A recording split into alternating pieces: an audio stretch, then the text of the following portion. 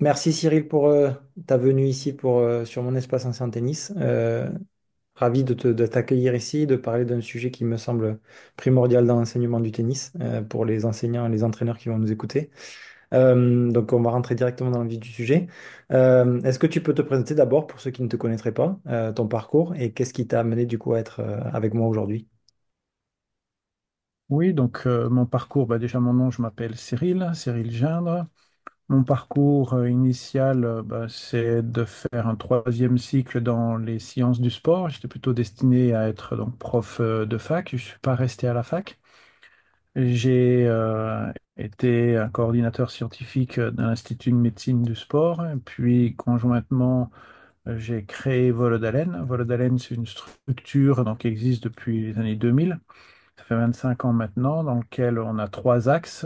Le premier axe, c'est ce qu'on appelle la clinique. Donc, dans la clinique, on reçoit des sportifs ou parce qu'ils sont blessés ou parce qu'ils sont en quête de performance. Donc, on a des dizaines et des dizaines de sportifs qu'on suit chaque semaine, hein, performance, qui viennent de plus de 25 sports différents. Hmm. Le deuxième axe, c'est la formation, c'est-à-dire on forme des professionnels du sport et puis de la santé à la personnalisation par le mouvement. Donc ça peut être des podologues, des kinés, des prépas physiques, des entraîneurs. Et puis le troisième axe, c'est on est une équipe de recherche, c'est-à-dire que le cœur du labo, c'est des gens qui ont le même parcours que moi, donc qui sont chercheurs. Donc les concepts de personnalisation qu'on amène, l'individualisation, on essaie de les passer par la science. Ok, bon, le cadre est très bien, est très bien posé. On sent le lieu où c'est que vous êtes, hein. C'est très suisse, c'est très carré, c'est très bien. J'aime Oui, beaucoup. voilà. Alors, je ne l'ai pas dit, effectivement, on est en Suisse Ouais, aujourd'hui. Ouais. j'aime beaucoup, j'aime beaucoup. Donc ouais, le sujet qui m'intéresse d'aborder ensemble, pour commencer, c'est les préférences motrices. Ça, alors je pense que tu pourrais parler dessus pendant des heures et des jours. C'est ce que tu fais de temps en temps dans tes formations. Mais en tout cas, est-ce que là, est-ce que tu peux nous le présenter, savoir de quoi on parle, et après on va aller rentrer dans le sujet pour nous enseignants de tennis. Oui, donc les préférences motrices, c'est des gestes que je fais comme ça spontanément, qui ne me demandent pas un gros effort pour se réaliser, qui sont assez plaisants et qui sont efficients. C'est-à-dire, je ne mets pas beaucoup d'énergie pour un bon résultat. Hmm. Voilà, ça c'est la définition d'une préférence. On est dans une préférence, certaines qui sont connues, c'est le fait de prendre un stylo et d'écrire avec la main droite ou la main gauche. On appelle ça être droitier-gaucher. Hmm. Et là, on les applique à d'autres systèmes que la motricité fine, donc ce qu'on appelle plutôt une motricité de survie, c'est-à-dire comment on va s'équilibrer, comment on va bouger autour de notre centre de gravité. Hmm. Et du coup, est-ce que on va peut-être, je vais peut-être garder ça pour la suite. J'ai déjà quelques notions, donc je vais garder ça pour la suite. Ces Mhm. préférences motrices, du coup, c'est important pour nous, enseignants de tennis, dans quel objectif? Est-ce que ça peut être déjà quand on a cet objectif d'entraînement, vraiment de performance, ou dès le départ, avec le côté apprentissage simple de la pratique tennis? Alors, je vais déjà partir par la première phase de ta question, qui est le côté, pardon, performance. Dès qu'on recherche une performance, qu'elle soit intellectuelle, qu'elle soit, on cherche de l'efficience, c'est-à-dire moins de travail pour plus de Hmm. résultats. Ça s'appelle de l'intelligence, résoudre des problèmes de manière assez économique. Donc là, la réponse, elle vient tout de suite. Si j'arrive à m'économiser à certains endroits pour pouvoir produire plus de résultats sur le terrain, il est évident que je vais pouvoir tenir plus longtemps, que je vais pouvoir mettre plus mon adversaire en difficulté. Je pars juste de cette définition. Hmm. Maintenant, est-ce que ça s'appliquerait à tout le monde? Ça s'applique à tout le monde. Là, par exemple, juste avant, tu viens de faire un geste en parlant, dans lequel tu croisais tes mains comme ça. Tu vois, ça, c'est une préférence. Jamais dans ta vie, tu pourrais faire autrement. Tu vois, je ne sais plus que Hmm. si tu l'as fait avec le Peut-être, gauche oui. Ouais. dessus ou le Ouais. droit, mais disons que tu l'as fait spontanément. Pourquoi? Parce que en toi, il y a quelque chose qui te drive, qui t'emmène vers ça. C'est des espèces de programmes moteurs qui demandent à se réaliser et qui peuvent se réaliser et s'amplifier par le versant de l'émotion. Maintenant, pour nous, la préférence motrice, c'est une base qu'on a en nous sur laquelle vont s'inscrire des techniques spécifiques à chaque sport. Hmm. Donc, est-ce que j'ai besoin d'une préférence motrice quand j'ai un joueur qui a jamais tenu une raquette, ben, quand un joueur a jamais tenu une raquette, tout le monde se comporte à peu près de la même manière. Ça, c'est des lois, des espèces de lois intangibles de l'apprentissage qui passent du proximal au distal. C'est-à-dire que le corps, il est crispé et puis il enlève tous les degrés de liberté parce que je ne sais pas quoi faire avec ça. Mhm, J'ai mhm. jamais eu, ça fait partie de mon schéma corporel. C'est toujours en mode facial, de face, et c'est toujours en mode visuel. Et donc, progressivement, va arriver des modes dans lesquels la personne peut passer en proprioceptif sur l'arrière, donc ça va être plus en distal. La proprioceptif va remplacer le visuel, qui lui va regarder seulement mon adversaire puis l'endroit où je veux placer ma balle, donc dans le technico-tactique. Et ça, c'est des lois immuables, préférence ou pas préférence. Au Oui. début, je dirais, Ouais. il n'y a pas besoin de la préférence. Il y a juste besoin d'avoir les grandes lignes, de pas rester de face, pas rester que dans la vision. Et il y a besoin d'avoir les heures de présence avec cette raquette, de Mhm. lecture de la balle. Donc, nous, je dirais que au départ, c'est presque un peu tout le monde qui va suivre ces grands systèmes que je viens d'exposer. Et puis, il va y arriver un moment où ça va être le moment où je suis déjà tennisman, c'est-à-dire que la raquette fait partie de moi. Et là, il y a des voies différentes selon mes préférences qui vont s'ouvrir. Voilà, donc plutôt pour déjà des joueurs que pour des débutants. Et Mhm. si on est sur les enfants, ben, les enfants jouaient plutôt sur de la diversité, puis voir où le gamin, le jeu, tous les animaux normalement apprennent d'abord par le jeu et ensuite ils commencent à rentrer dans des systèmes d'imitation, des gens qui savent jouer, dans des systèmes d'apprentissage plus précis, mais ensuite. Mhm. Ok, je vois. J'espère en tout cas que ça sera clair et explicite comme ça l'est pour moi, pour tout le monde. Mais il faudra pas hésiter à ce qu'on répète les choses si tant est, je sens que ça peut être plus difficile à comprendre. Mais quoi qu'il en soit, dans justement ces préférences motrices, on entend souvent parler d'aérien-terrien. Mhm. Est-ce que ces choses-là, elles vont être euh, primordiales à respecter, entre guillemets, pour arriver justement à tendre vers la performance? Nous, une réponse à ça, on dit que pour nous, 100% des gens à haut niveau font de la préférence. Ils le font ou parce que c'est monté intellectuellement, puis qu'ils se sont questionnés dessus et que leur coach était formé ou que eux se sont intéressés à ça, ou alors ils le font de manière spontanée. Hmm. Très souvent, nous, ce qu'on fait, c'est qu'on est accélérateur d'essais-erreurs. Oui, Mais, euh, mais d'une manière ou d'une autre, c'est pas possible d'arriver vers le haut niveau juste oui. parce que j'ai un tel cœur que je peux dépenser mon énergie partout et puis que je ne vais pas vers de l'efficience. Donc, oui, on le voit au niveau. Il n'y a pas de perfection, hein. Même le plus haut niveau n'est jamais parfait.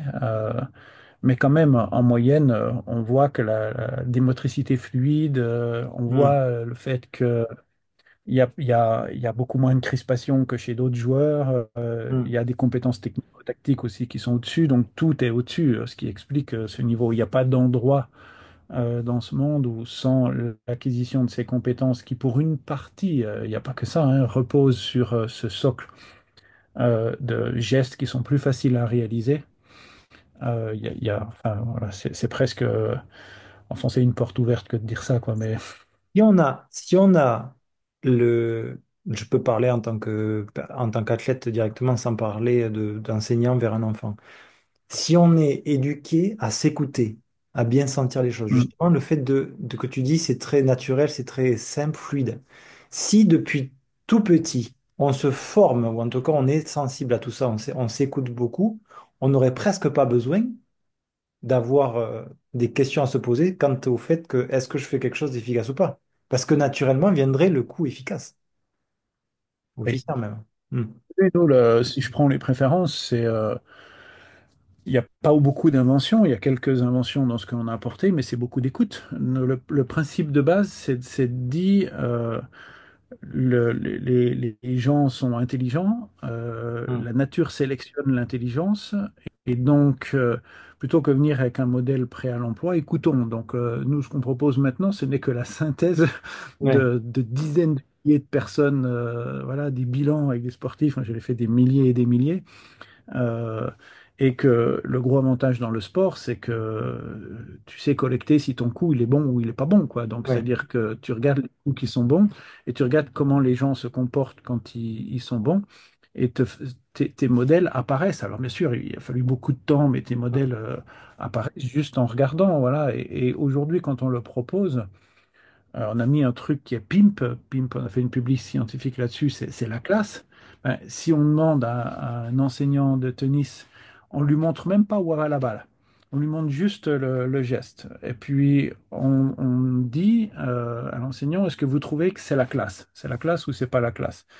Ben, il a juste 9,5 fois sur 10 quoi, par rapport oui. à l'endroit où ça va aller, par rapport... et donc, nous, ce n'est que la synthèse et puis mettre un langage, l'organiser selon des principes de flexion et puis d'extension, organiser ces gestes qui sont perçus comme ça intuitivement, donc qui peuvent être perçus visuellement ou par la collecte des informations sur les bons coups, les mauvais coups par le coach, qui peuvent être perçus en termes de sensations par le joueur. Puis après, on amène la raison, le pourquoi ça se passe comme ça. Ce qui nous Mm, donne nous, ce qu'on appelle un triptyque d'action. Dès qu'on peut aligner en tant que coach, mais je vois que tu es bien dans ce style. mm, En tant qu'athlète, mais je me sens bien, exactement ce que tu dis. Et puis, pour échanger entre nous, pourquoi c'est dans cette situation où je me sens bien, c'est là où je me sens pas bien et les coups sont bons ou pas bons, mm. on a la raison, l'émotion, et puis on a la coordination. Et nous, on s'assure que quand on veut donner des consignes, on arrive à aligner ces trois niveaux. Et tu vois, c'est bien des niveaux qui sont entre le coach, l'athlète et puis sa performance, quoi. Oui. Et tu as dit quelque chose d'important, c'est le coach qui voit son athlète performer. Mais là, encore une fois, on n'est pas obligé de parler de performance de haut niveau. Quand il s'agit de voir un enfant qui réussit un coup droit, par exemple, c'est une performance.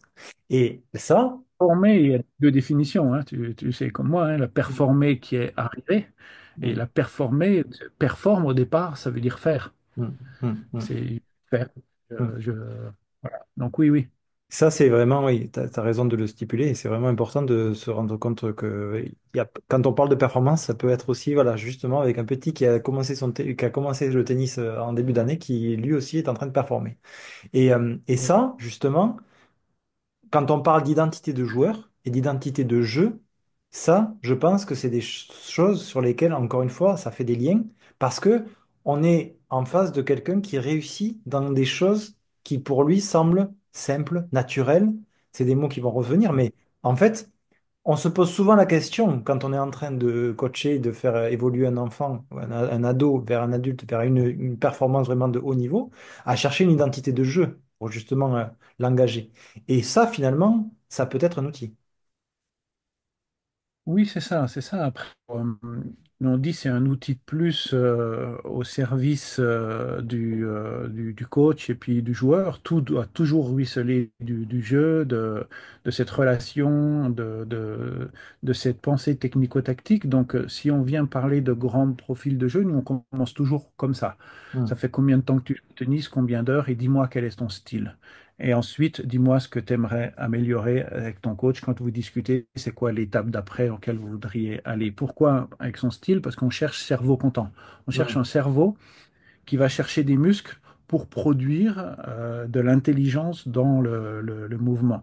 Donc le style, alors nous, après, ça pourrait se discuter, ils ont identifié six grands styles, mais là c'est purement tennistique. Il y a du Hmm. défenseur, il y a du contreur, attaquant de l'arrière, attaquant de l'avant, joueur complet et stable et joueur complet avec des hauts et des bas dans le. Voilà, on a ces six grands styles. Après, je répète, ça pourrait se discuter. Il y en a d'autres Oui. qui pourraient en trouver d'autres. Et puis après, à force d'avoir écouté les coachs, moi je suis pas coach, hein, donc Hmm. j'ai mon fils qui joue et donc je suis souvent au bord des terrains et puis je rencontre beaucoup de coachs dans les formations, mais euh, en écoutant les coachs, souvent, ils nous disent, ben, voilà, quand j'ai un attaquant filet, voilà l'étape d'après ce que j'aimerais pouvoir trouver chez lui. C'est-à-dire qu'ils construisent son point, pas seulement qu'ils sont en Oui. train d'attaquer tout le temps. Oui. Quand j'ai un défenseur, j'aimerais qu'il soit capable de prendre l'opportunité. Donc, on a écouté ce qui nous était dit, et c'est presque tous les coachs hein, qui disent Hmm. la Hmm. même chose hein, là-dessus. Et donc, on a écouté ce qu'ils avaient dit, puis à chaque fois, on s'est dit, mais qu'est-ce qui fait que, par exemple, avec un défenseur, déjà, c'est quoi les motricités d'un défenseur? Quelle Mhm. est la forme de corps qu'il présente? Et qu'est-ce que c'est qui l'empêche de s'engager vers l'avant? Et donc, à chaque fois, on a essayé de mettre en lien ces éléments de motricité qui vont aussi avec des images mentales, c'est-à-dire avec une vraie identité de personne, et d'essayer de comprendre quelles étaient ces barrières. Donc, on part bien du tennis. On va amener, on amène après des probabilités. Je sais que 85% des attaquants spontanés filets sont des aériens, pour une raison Mhm. que je pourrais expliquer après. Donc, on amène des probabilités de lien entre des programmes moteurs internes et ces styles de jeu. Une probabilité n'est pas une obligation, c'est-à-dire qu'on peut voir Mhm. d'autres choses que ce que l'on a vu. Mais disons que ça permet de comprendre, d'expliquer aussi aux joueurs pourquoi spontanément il est attiré d'un côté plutôt que de l'autre côté, et pourquoi, si je suis attiré vers l'avant, je suis pas quelqu'un de patient, Mhm. ça va un peu avec, inverse de celui qui est derrière, et ça va nous servir de substrat pour pouvoir passer à l'étape d'après si le coach et puis le joueur considèrent qu'au niveau technico-tactique, maintenant, il faut induire ça. Donc, je comprends mieux déjà pourquoi je me comporte comme ça. Mhm. C'est pas juste parce que j'ai décidé, c'est Ouais. parce qu'il y a des systèmes d'efficience qui sont derrière. Et je comprends aussi, derrière ces forces liées à une identité, quelles faiblesses peuvent être induits, quoi. Rien ne produit que de la force, sinon tout le monde ferait ça. Et donc, déjà, le fait de comprendre, c'est parce que je suis organisé comme ça. Mais maintenant, ça n'empêche pas que j'ai la possibilité de faire autre chose. Ben, ça donne en général déjà le fait que je suis moins frustré quand j'ai une difficulté à faire ce que je ne suis pas. Ouais. Par exemple, je le comprends. L'objectif étant, on est dans le sport et puis le haut niveau, hein, de passer les étapes. Les gens qui diraient, des fois on l'entend, oui, mais je suis aérien, c'est normal, j'arrive pas à faire ça. Alors moi, il n'y a rien de pire pour me mettre en furie, quoi, d'entendre ça. Ben, si tu n'arrives pas à progresser, arrête le sport, toi. Enfin, Ouais. arrête le sport de performance, parce que Mhm. c'est l'objectif quand même dans le sport de performance.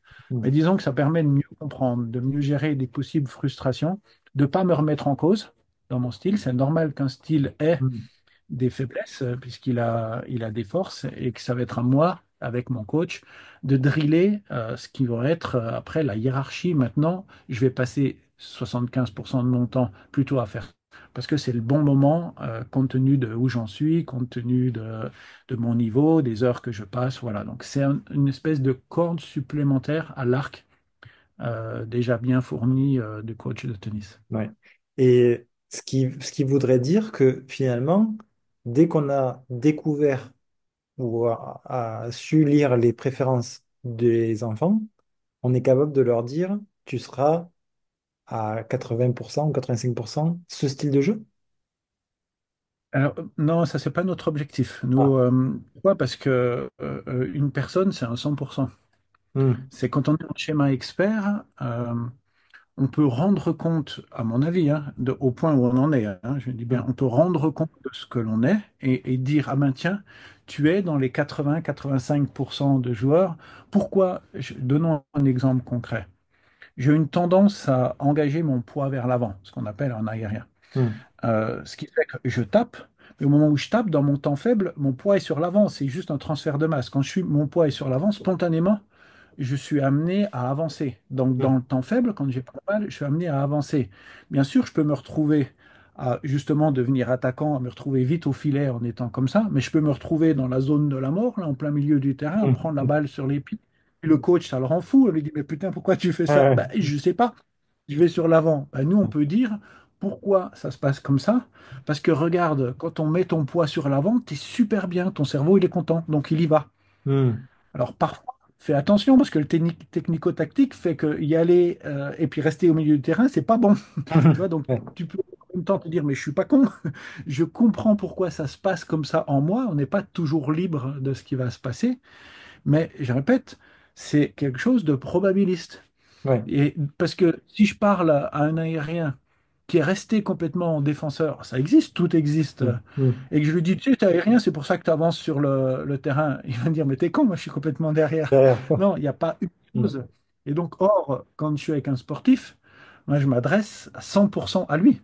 Mhm. Mon arbre décisionnel que j'ai dans la tête, je dirais un peu, il s'en fout.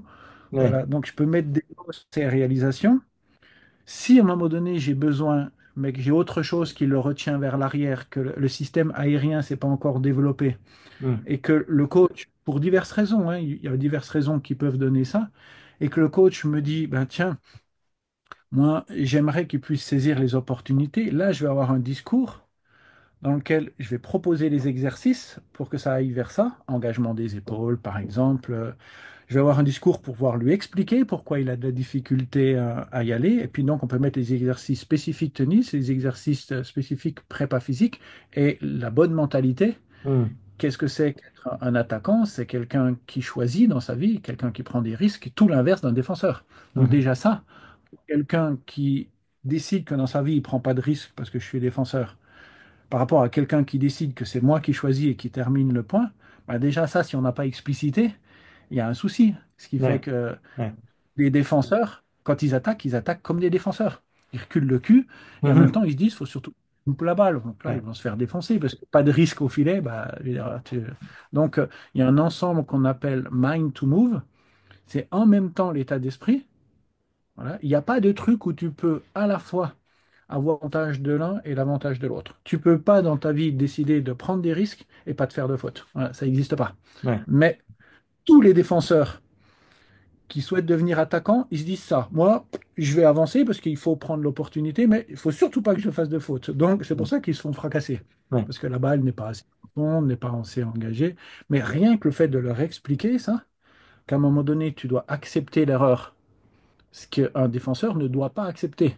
Ouais. Mais accepter l'erreur pour saisir une opportunité, ben déjà, ils se disent, putain, ok, je suis en train de vouloir une chose et puis son inverse dans la manière d'être. Et montrer ce que c'est que engager complètement la tête vers l'avant quand tu as décidé de saisir une opportunité dans ta vie. Toi, n'importe quel entrepreneur, il Ouais, comprendrait oui, ça. ouais, c'est Ou clair. décider de rester protégé sur tes arrières. Ben, pareil, n'importe quel administratif comprendrait aussi ça, qui est là. Ben, et que toi, et c'est des choses qui sont connues sur tous les animaux, pas seulement sur les joueurs de tennis, comment tu sens ton tempérament et comment ton mouvement s'unit à ton tempérament, sachant qu'on peut être bon dans tout, quoi. Hmm. Euh, c'est pas un grand attaquant, quoi. Il a quand même fait numéro un mondial Hmm. en étant plutôt loin derrière, hein. Hmm. Donc, tout est possible. C'est d'abord une décision technico-tactique et ensuite une explication de c'est quoi l'étape d'après. Tu veux la prendre, tu veux pas la prendre, mais si on veut la prendre, on va la prendre intellectuellement, émotionnellement et physiquement. Est-ce que, selon toi, moi j'aurais tendance à dire, j'ai une pensée, j'ai quelque chose en tête à ce sujet, je ne sais pas si je suis dans le vrai. Je me dis, quelqu'un qui a travaillé pendant des années sur un schéma qui n'est pas le sien, qui arrive à performer, est-ce qu'il est à son plein potentiel s'il n'est pas dans son bon schéma? Tu vois ce qu'on disait tout à C'est l'heure? très compliqué. Et ouais. C'est très compliqué. En fait, on ne sait pas dire c'est quoi un plein potentiel, parce qu'on parle d'une absence, on parle de quelque chose qu'on ne connaît pas. On aimerait tous amener les gens à leur plein potentiel, mais c'est quoi? En fait, la seule chose qui existe, on parle beaucoup de potentiel maintenant, la seule chose qui existe, c'est le réel. Ouais. C'est-à-dire que mesurer un potentiel et te dire tu es capable, moi si j'écoute les bons joueurs que j'ai passés, qui sont les gens qui s'entraînent pour devenir pro, ils veulent tous être numéro un. Voilà, moi, si je prends les Français, je dis, explique-moi combien il y a eu de numéro un français dans les 40, 45 dernières années. Comme ça me donnera une probabilité de réussite. Moi, je vais arriver en mode statistique, si tu veux, Ouais. sur le truc. Et ça ne veut pas dire que je vais dire que c'est impossible. Ça veut dire statistiquement, c'est impossible. Donc, il va falloir, puisque ça n'a pas encore été fait sur les 40 dernières années, donc il va falloir faire preuve d'une intelligence, mais hors du commun dans la capacité de mettre en place, de passer des étapes. Donc, très franchement, je ne sais pas répondre à la notion de Hmm. plein potentiel. Je sais qu'il y a des frustrateurs de coach, ça, Hmm. je peux chaque fois expliquer pourquoi. Enfin, je pense pouvoir expliquer pourquoi en fonction du style du joueur initial, ça j'en connais beaucoup. Je sais que pour se lancer dans un truc aussi difficile qu'aller vers la haute performance, il faut en soi autant qu'on peut. Je sais qu'il faut être intelligent, mais quel est le potentiel? Tu le sais une fois que c'est fait, quoi. Ta vie, le potentiel de sa vie, tu la sauras quand tu seras au dernier jour, toi. Ouais. Ouais. Et encore, ouais, et encore que tu n'es même pas sûr à la fin de ta vie d'avoir su si tu avais atteint ou pas ton plein potentiel. Ah ben, tu peux dire le réel que tu as fait, toi. Oui, au moins Tu ça. peux- Ouais. Ouais. Mais tu peux pas. Un potentiel, c'est un truc qui Ça veut bien dire ce que ça veut dire, hein. C'est l'énergie potentielle, c'est là. Potentiellement, tu peux aller jusque-là, mais Ouais, peut-être que si tu restes là toute ta vie, tu n'y iras pas. ouais, ouais, Donc, la seule chose qui existe, c'est le réel, quoi. On aime bien parler de potentiel maintenant, mais les gens qui ont du potentiel, il y en a plein, ouais, ouais. Et plus que non.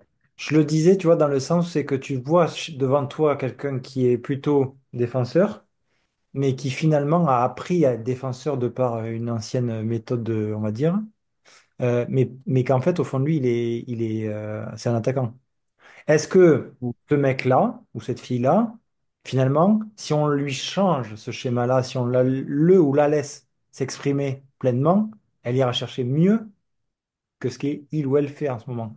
Moi, j'aurais tendance à te Alors dire, ça, oui, moi, nous, ça, on peut faire des mesures, alors oui, plus difficiles sur le tennis, parce que là, c'est le moment où tu fais le temps clé, puis après, tu regardes la progression. Donc ça, faudrait le collecter à chaque fois, ce qui n'est pas la chose la plus simple. C'est fait par le coach, mais sur un nombre oui, limité de joueurs. En revanche, nous, ça, on sait le faire dans tous les sports de rendement. C'est-à-dire mm, qu'on a quelqu'un qui est venu s'installer sur un vélo, qui vient et puis qui a tel angle, par exemple, entre sa cuisse et puis sa jambe. Et là, on peut mesurer son rendement et les watts qu'il dégage. mm, Et on le place bien parce que derrière, quand même, la notion de préférence, tu as des mouvements préférentiels et des postures préférentielles, et on le place bien. Et là, on peut voir des gains de 4-5% au niveau énergétique, des gains de 3, 4, 5% pour des gens qui sont déjà bien entraînés en termes de watts. Et là, c'est immédiat. Donc là, on n'a oui, pas d'ambiguïté là-dessus. Je dois dire, le versant où on adore, parce c'est que clair. c'est pas Ouais, beaucoup d'efforts ou beaucoup de réconfort. Donc on sait que quand on a un peu ça avec les préférences, quand on a un sportif qui est dans la situation que tu évoques, nous, on adore parce que là, ouais, on a juste à jouer avec quelque chose qui est déjà préexistant mm, et à lui permettre de se libérer. Il y a ouais, rien à développer. ouais, Euh, ouais, après, le cas que tu évoques, moi, avec les coachs, je le vois presque plus. C'est-à-dire, je vois presque plus de cas dans lesquels le joueur a été un peu comme obligé de rester défenseur parce que le coach me dit, il faut pas aller au filet. Tu vois, oui, moi, je le vois pas, ça. mm, Aujourd'hui, je trouve qu'on est dans un système, en tout cas dans notre pays, en France, en Suisse, dans d'autres pays, dans lequel la réalité du joueur, c'est quand même, je ne vais pas dire la quasi-totalité des coachs, mais pas loin mm. qu'ils prennent en compte. Je le répète, moi je le répète souvent, hein, je le répète souvent sur les interviews, il faut vraiment partir du joueur, quoi. Il faut vraiment partir du joueur, il faut pas, il faut que nous, en tant que coach, en tant qu'entraîneur, on ait beaucoup d'outils, à mon avis, qu'on ait beaucoup d'outils pour pouvoir utiliser sur le joueur ou la joueuse tel ou tel outil à tel moment de son apprentissage, de son évolution, mais pas imposer des choses qui nous semblent à nous correctes, sans tenir compte de ce que il ou elle est capable de faire à l'instant T, à mon sens. Oui, donc là-dessus, j'aurais peut-être deux choses à venir t'ajouter. Déjà, tu es dans un pays riche dans lequel l'ego des uns et des autres est soit survolté, qui fait que de toute façon, tu peux plus faire autrement. Voilà, dans les pays pauvres, ça marche bien le truc, hein, dans lequel tu amènes tout le monde dans le même.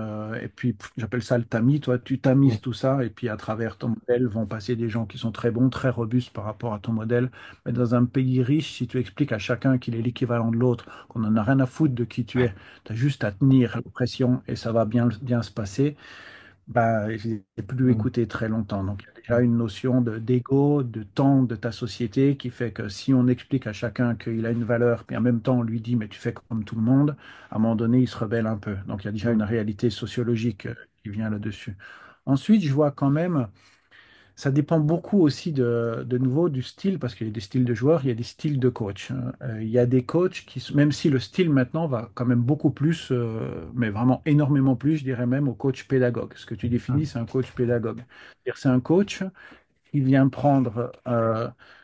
prendre plein de techniques pour essayer de mieux comprendre justement le besoin de son joueur et de répondre aux besoins du joueur. Donc lui, il peut prendre même des styles de joueurs qui sont très différents, mm. puisqu'il est plus empathique, il est plus Oui, à l'écoute et il essaie de vivre à travers le besoin de l'autre et d'y répondre.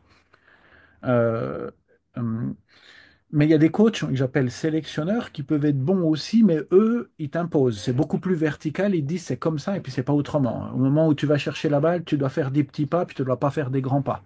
Si tu fais mm, des grands pas, c'est pas bon, puis on pas s'ajuster. Donc, mm, Alors parfois, ça peut être imposé sur des choses qui sont où il faut, parce que il n'y a pas mille manières de faire un Mm. changement de direction. Toi, si tu gardes ton centre de gravité haut sur un changement de Mm. direction, bah, je veux dire, tu vas pas être bon. Mm. Mais parfois, il faudrait pas. Et là, on voit quand les coachs sont très prononcés, ils vont dire c'est comme ça et pas autrement. Tu mets une dissociation d'épaule pour que ça tape plus loin, par exemple, alors qu'il y a des gens qui ne leur mettent pas Mm. Donc ça, moi, j'appelle ça des coachs sélectionneurs. C'est-à-dire que eux, si tu rentres pas dans le moule, bah, de toute façon, ça va pas bien se passer pour toi. Mm. Déjà parce que moins de système d'empathie, c'est plus une règle. Et moi, je Mm. mets pas de valeur derrière. Je dis Ouais. juste, et je dis pas qu'il y en a qui est meilleur que l'autre au final. Je dis Mm. que c'est des styles différents à pas placer au même endroit. Parce que Ouais. si dans une ligue, au moment où tu dois former ton joueur, bah, tu prends tes bons et puis tu mets quelqu'un au milieu qui te dit, bah, toi, t'es pas bon, je veux dire, Ouais. ça va t'en fracasser la moitié pour te Ouais. faire sortir l'autre Ouais. moitié. Donc là, il faut mettre des pédagogues. Mais un coach qui aurait déjà bien de la réputation et qui pourrait un peu choisir ses joueurs, ben, il pourrait très bien te choisir les joueurs dont il voit déjà qui réalisent ce qu'il considère lui comme étant le truc le plus important. Et là, Mm. ça peut matcher à perfection. Ouais. Pourquoi? Parce que Mm. le besoin du coach et le besoin du joueur sont les mêmes. Tu Mm. vois, c'est arrivé dans le golf au début des années 80. Il y a un coach qui s'appelait Leadbetter, qui est toujours vivant, qui est le coach le plus connu dans le golf. Puis il est arrivé avec ce qui était le joueur numéro un dans les années 80, avec un style ancrage, dissociation. C'était merveilleux. Bah oui, le modèle qu'il développait et puis le joueur, c'était exactement la même chose. Mm. Et là, ça fait en plus que le coach a tout spontanément, il n'a pas à apprendre les sensations de l'autre, parce qu'il les Mm. a eues même en tant que joueur. Donc Mm. il projette d'abord son propre besoin, il projette à fond son propre besoin, mais il projette à fond son propre besoin sur quelqu'un qu'elle même. Mm. Là où c'est problématique, c'est quand je projette mon besoin en tant que coach sur quelqu'un dont le besoin est complètement à l'opposé du mien. Donc là, ça Mm. risque de faire des Mm. étincelles. Voilà. Donc c'est deux styles, un style vertical, un style horizontal, avec avantages, inconvénients. Mais si on est en style horizontal, c'est beaucoup plus d'efforts et de déstabilisation, mais après beaucoup plus d'efficience sur le plus grand nombre, je pense, Mm. pour le coach. Moi, je suis d'accord avec toi. Mais tu vois, j'avais beaucoup la vision coach pédagogue parce que je suis comme ça. Mais par contre, cette vision verticale, comment tu l'as explicité, et j'en voyais pas du tout l'intérêt. Mais par contre, comment tu l'as explicité avec l'exemple que tu as donné, je comprends que oui, ça peut marcher. Hmm. Et Hmm. nous, on essaie de l'utiliser avec le joueur. On lui dit, dis-moi quel joueur qui est meilleur que toi, tu admires. Et on regarde si la personne qui l'admire est bien sûr meilleure. Il faut toujours admirer les gens qui sont Hmm. meilleurs quand on va aller vers le haut. Mais en même temps, a quelque chose qui lui ressemble. Parce que à quoi ça sert d'admirer quelqu'un Oui. qui fait 2 mètres si tu fais Hmm. 70, tu vois? Hmm. Euh, et pour nous, c'est une des formes d'intelligence parce que les espèces comme les hommes, et l'espèce humaine, c'est un champion là-dessus, c'est les rois de l'imitation. Donc, Hmm. si j'arrive à imiter, je vais beaucoup plus vite. Hmm. Sinon, le langage, ça prend plus de temps. Ça peut être très très bien, mais ça prend plus de temps quand nos besoins ne sont pas les mêmes. Donc, jouer sur le côté descendant du coach qui a les joueurs qui lui ressemblent ou jouer sur l'aspect imitation du joueur va me dire quel grand joueur, et puis on va regarder si vraiment il te ressemble, et bien là, tu peux mettre en place les effets d'imitation intelligents.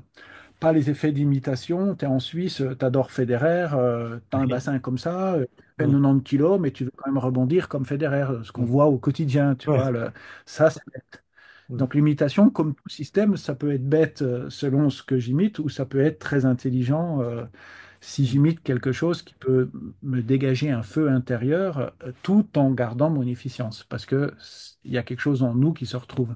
Je Hmm. prends le cas souvent de Dimitrov.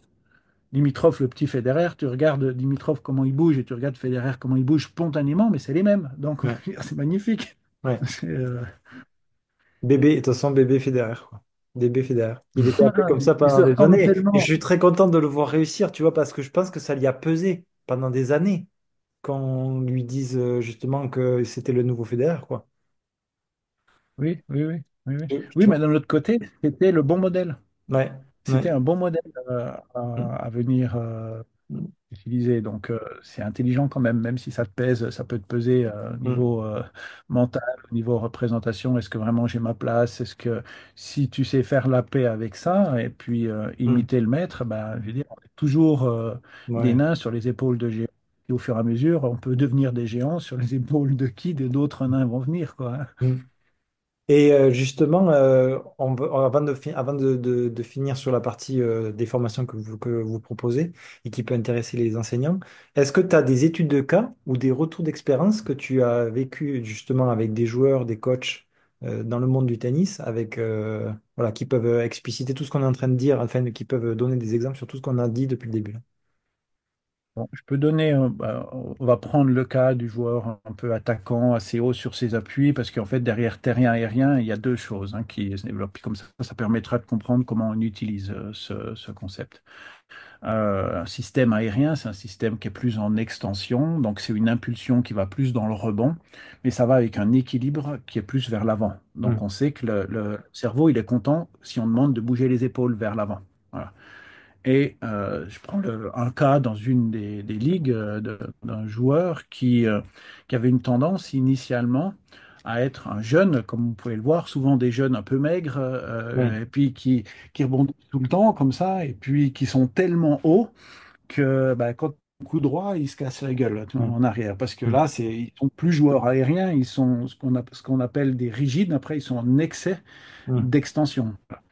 Et, euh, et donc, les coachs cherchaient toutes les solutions. Première solution qui était posée, alors là, il y en a sept. Je n'ai pas toutes les données, les sept consignes que les coachs donnent dans ce cas-là. Mais pour donner un des cas assez typiques, là, le coach avait demandé d'aller vers le bas. Il s'était bien rendu compte, je veux dire, tous les coachs vont se rendre Oui. compte que tu touches plus terre. À un moment Oui. donné, il va falloir que tu reviennes dans tes cuisses.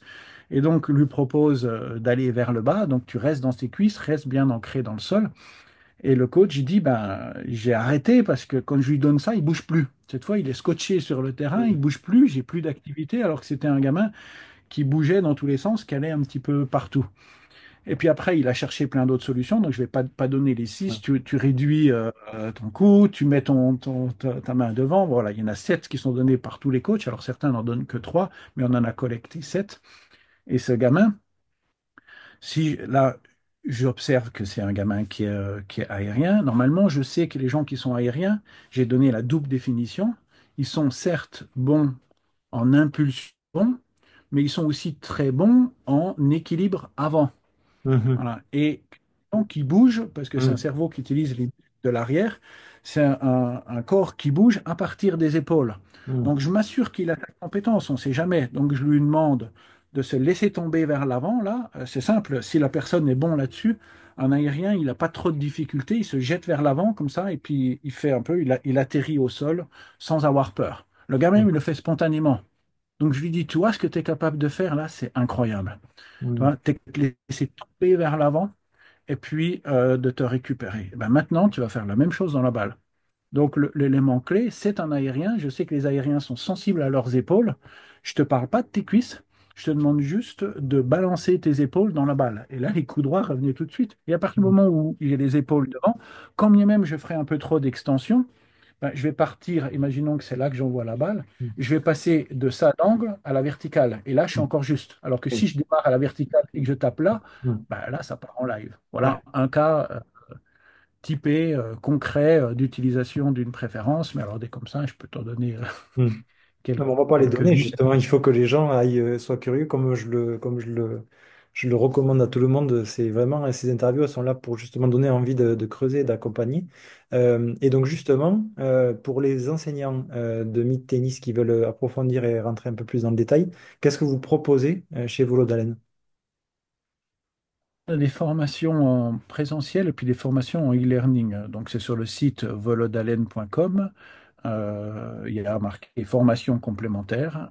Et dans les formations complémentaires, bah, les gens qui veulent déjà avoir une idée de ce que c'est, il y a une formation e-learning dans laquelle ils peuvent suivre l'ensemble du contenu. Derrière, on a des protocoles d'action, c'est-à-dire que sur chaque qualité, sur chaque type de motricité, on a les exercices types, les consignes types que je peux venir donner quand il y a des excès, les fautes types qui vont avec. Donc ça, c'est formation e-learning. Sinon, alors le plus souvent maintenant, parce qu'on en donne beaucoup de formations, le plus souvent c'est à la demande des ligues. Ouais. Euh, on a fait pendant 3 ans, à la demande aussi de, ça a commencé avec les ligues, ensuite c'est la Fédération française. On est passé dans toutes les ligues de France on a un niveau 1 à 3 pour donner le niveau 1 et puis le niveau 2 aux coachs. Donc à la demande des ligues, des formateurs, des coachs là on peut se déplacer et puis on forme en présentiel. C'est des formations qui durent le niveau 1 qui est lié à l'équilibre, c'est 2 jours. Hmm. Voilà. Donc c'est partie learning ou la partie présentielle. Et à partir du coup du niveau 2 ça sera que présentiel, t'as pas de partie e-learning. Non, on n'a pas fait ouais, à Non, partir du mais niveau 2. pour ayant vécu des formations en présentiel, je pense et je trouve que c'est beaucoup plus intéressant d'être sur place avec les formateurs. Moi, je le vois quand je suis Oui, en train de former. c'est vrai, nous, deux qualités différentes. On voit que ceux qui ont fait le e-learning sur les aspects théoriques sont paradoxalement meilleurs. Mais pour Oui. une raison simple, c'est que le e-learning, il est ouvert tant que le serveur y tourne, donc ad vitam Oui. aeternam. Je peux reprendre les vidéos, je Hmm. peux faire les exercices pour voir si j'ai bien compris. Donc, le temps d'apprentissage théorique, il peut être plus élevé pour les gens qui mettent de l'intérêt. Et ça fait que la compréhension est meilleure parce que j'ai passé plus de temps Hmm. d'apprentissage. Bon, il est clair que j'en ai moins les sensations. Dans le Oui. testing, dans les observations, je suis moins sûr, ben, je ne peux pas interagir. Donc la partie plus physique, ben Hmm. voilà, on ne peut pas gagner de tous les côtés, encore une fois. Oui. La partie plus physique, il y a plus d'incertitude. Hmm. Voilà, donc voilà, ça coûte moins cher aussi, donc il y a moins de temps de déplacement. Donc c'est qualité pour défaut, quoi, je Ouais, dirais. mais je pense que ouais, c'est complémentaire, hein. C'est complémentaire, hein. Et au même titre, voilà, que moi je vais proposer des ouvertures vers des formations qui sont en e-learning ou en présentiel parce que, à mon sens, c'est des contenus supplémentaires dans la boîte à outils des coachs, justement, comme on disait depuis tout à l'heure, qui sont primordiaux. Euh, Merci Cyril, en tout Oui, cas. pardon. Nous, là-dessus, on a de plus en plus de formations. On a une formation personnel trainer pour les gens qui veulent être entraîneurs, qui sont des formations hybrides. Le plus souvent, ce qu'on Ah fait, oui, c'est ouais. on ouvre d'abord la partie learning pour profiter des qualités de chacun. Puis après, quand on est en présentiel, c'est que de l'action. C'est 2 jours sur le terrain à agir pour avoir la partie action, quoi. Hum. Voilà. Voilà, très pertinent. Finalement, tu arrives justement avec, en ayant cette compréhension des éléments que tu vas travailler après en présentiel, je pense que ça aussi, indéniable que ça soit très utile dans l'apprentissage pour le coach, justement, dans cette nouvelle quête de compétences. Euh, Si tu as quelque chose à rajouter, Cyril, je te laisse le mot de la fin. Non, on pourrait peut-être, puisque tu as donné des noms, donner ces systèmes terriens-aériens, le fait qu'il y a des gens qui sont à l'aise en étant un état d'esprit et puis un type de mouvement qui les amène vers de la légèreté, vers le fait d'avancer les épaules, ceux qui ont un corps qui sont à l'aise à se sentir ancrés, à se sentir solides, Mm, qui va donner des systèmes dans lesquels nous, ce qu'on appelle préparation-action, il y a certains qui préparent derrière, qui aiment bien rester derrière et quand ils agissent, avancent. Et donc, c'est des systèmes d'ancrage. Juste pour pouvoir peut-être expliquer que c'est vraiment un cerveau qui communique avec des oui, chaînes musculaires pas au même endroit. Quand je m'ancre, j'utilise toujours les chaînes de l'avant du corps. C'est pour ça que ça relie l'impulsion et l'équilibre. Un terrien, c'est quelqu'un qui est en bas et qui prépare derrière. Et quand il s'active, il utilise les muscles avant, ce qui le fait avancer. À mm, l'inverse, un aérien, c'est quelqu'un qui se prépare devant qui donc va activer des chaînes postérieures qui sont des chaînes qui, dès que si je fais ça, ben, je monte, je mm, suis léger et c'est bien un engagement par les épaules, par les extrémités. Donc comprendre que le truc, c'est pas un mot comme ça, que l'objectif n'est jamais d'enfermer le joueur dans sa mm, catégorie, pouvoir repérer plus vite son style de jeu pour essayer aussi de l'aider à passer l'étape d'après si je considère qu'il a besoin. C'est-à-dire que nous, on appelle ça plutôt des curseurs. Ben, pas avoir la mésaventure de ce coach avec la personne qui était très marquée dans un curseur, le coach, parce qu'on voit souvent ça, le coach voit juste, mais des fois c'est qu'une histoire de curseur en fait. mm, Ben, essayer de ne pas demander à quelqu'un qui est tout en haut d'être en bas. En général, ça oui, marche pas bien. mm, Mais ça peut être la direction peut être la bonne en étant un petit peu plus bas que ce oui. que tu proposes. Voilà. Et donc, bien penser que c'est pas un système qui ferme. C'est-à-dire que le langage pourrait laisser penser, il y a les terriens, les aériens, si tu es aérien, voilà ce que tu fais, si tu es terrien, voilà Ouais, ce que tu fais. Nous, notre objectif, c'est toujours dans une situation donnée, dans un contexte donné, dans un technico-tactique donné, décidé par le coach et puis le joueur, venir utiliser des ressources que tu as en toi pour répondre à cette question, à ce problème que tu rencontres. Donc, c'est vraiment un système de repérage, mais ouvert. je comprends. Tu as bien fait de rajouter cette précision-là. Très bien de finir sur cette chose-là. Merci du coup, Cyril, de ce partage-là, du temps passé Avec pour plaisir. présenter tout ça. Et je partagerai le lien vers justement la formation en e-learning et les possibles formations en présentiel pour les gens qui voudront t'avoir en vrai euh, avec eux. Ok. Très bien. Merci beaucoup.